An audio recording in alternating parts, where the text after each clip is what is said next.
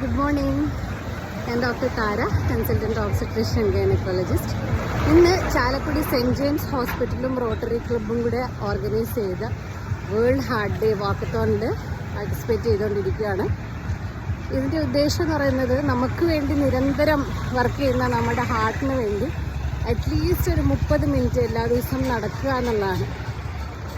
അപ്പോൾ as A gynaecologist സ്ത്രീകളിൽ ഏറ്റവും കൂടുതൽ നമ്മൾ കാണുന്ന PCOS, hormonal issues, irregular cycles, hair fall, unwanted hair, acne, അത് കുട്ടികളുടെ സെൽഫ് എസ്റ്റീമിനെ മാത്രമല്ല ഫ്യൂച്ചറിൽ മെറ്റബോളിക് ഡിസീസസിലോട്ടും കൂടെ കൊണ്ടുപോകുന്നുണ്ട്.